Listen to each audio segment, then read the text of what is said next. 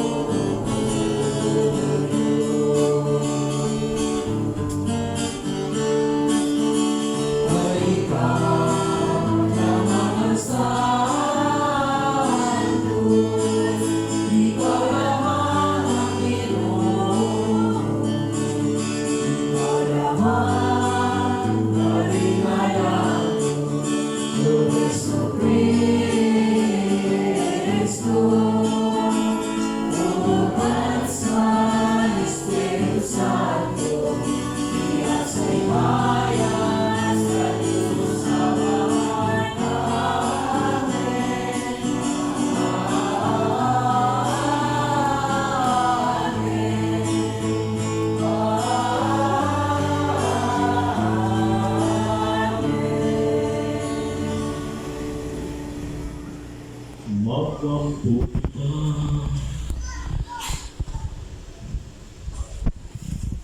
na sa mga langit ilununtan namo nga Dios ang imong bugtungan bisan diha sa kaubos sa iyang kinaiyang at tawhanon kung simbang namo santo ninyo nga among Ginoo nga gamanan bisan diha sa kauyang sa iyang pagkabata timuang sunod kami kaniya nga sa matindanon nga kasing-kasing.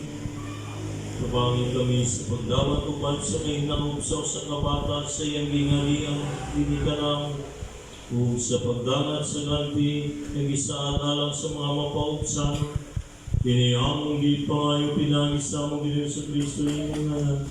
Nabuyog gari uban kanimo diya sa kayo sa Espiritu Santo. Diyos ang sa kahangturan.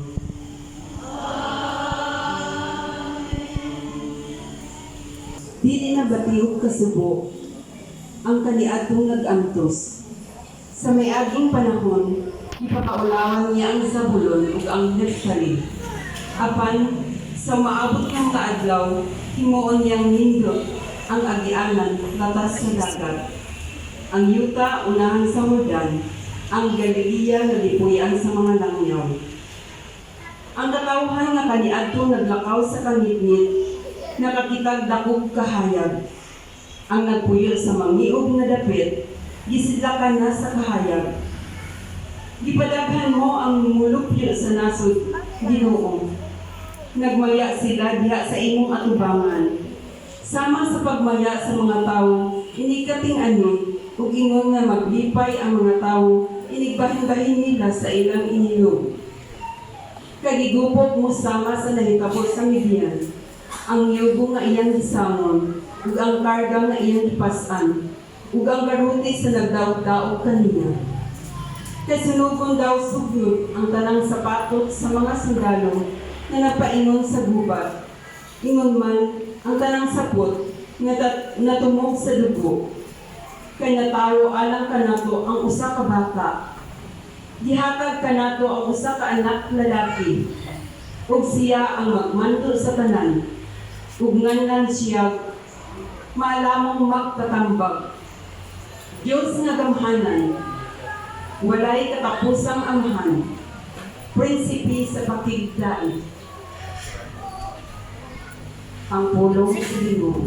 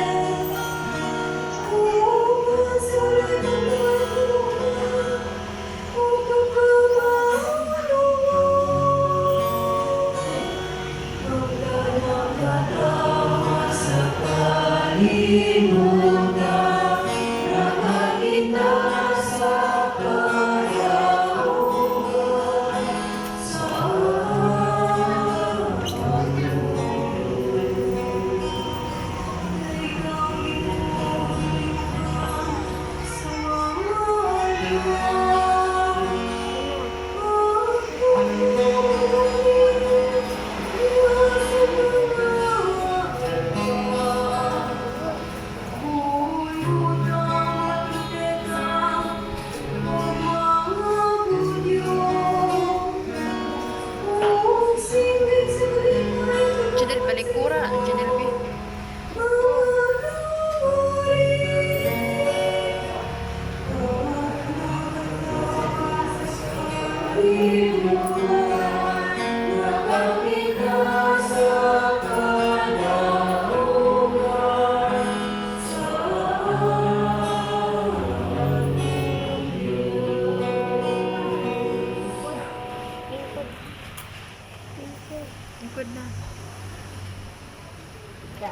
gikan sa sulat ni San Pablo ngadto sa taga-Efeso. Magpasalamat kita sa Diyos ug Amahan sa atong Ginoong Hesukristo na nagpanalangin ka nato sa tanang espirituhanong gasa sa langit diha sa atong pagkaliusa kang Kristo. Sa wala pa buhata ang kalibutan, gipili na kita sa Diyos aron maiya diha ni Kristo aron mabalaan kita ug mawalay sala sa iyang atubangan. Tungod sa iyang gugma, daan ang gibutan sa Diyos, na sa gupo niya kita, nga mga anak, pinaagi ni Hesukristo, mao kini ang iyang kalibutan ug tuyo. Dahil nato ang Diyos tungod sa iyang labihang pagtagal kanato, pinaagi sa iyang hinigugmang anak. Tungod niini, sukat sa pagdungog ko, nga mituo kamo sa Ginoong Hesus, kung nahigugma sa tanang katawhan sa Diyos, wala ako'y hunong sa pagpasalamat sa Diyos tungod kaninyo. Gihinumduman ko kamo sa akong mga pag-ampo, kung naghangyo ako sa Diyos sa atong Ginoong Hesukristo, ang gamhanang Amahan, nga hatagan unta kamo og Espiritu, nga maghimo kaninyong maalamon o mapadayag sa Diyos kaninyo, aron makaila kamo kaniya. Nanghangyo usab ako nga langdagan unta ang inyong salabutan, aron masayod kamo unsa ang paglaom nga alang niini gitawag kamo. O hinaot usab unta nga masayod kamo sa kahupong sa mga panalangin nga gisaan niya sa iyang katawhan. Ang pulong sa Ginoo.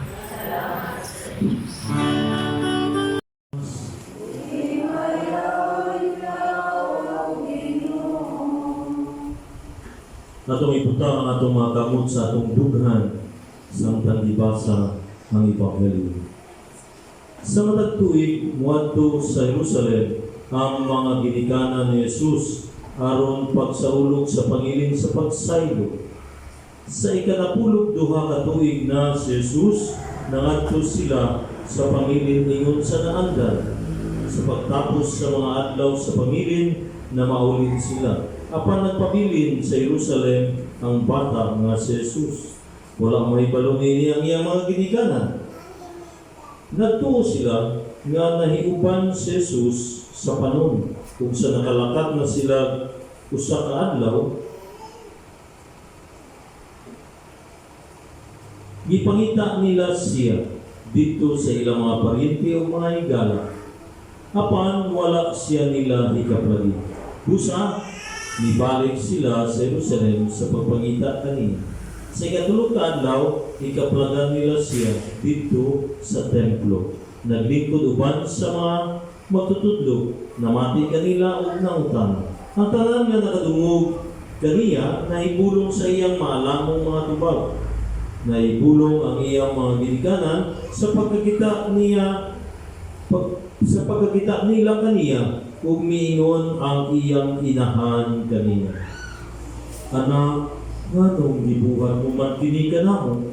Ako kang imong amahan, nagbalaka pa kayo nga nangita kanimo. Mitubag siya, nganong nangita pa makabukan ako? Wala pa kamo masayod nga tinanglan, anhigayod ako sa balay sa akong amahan?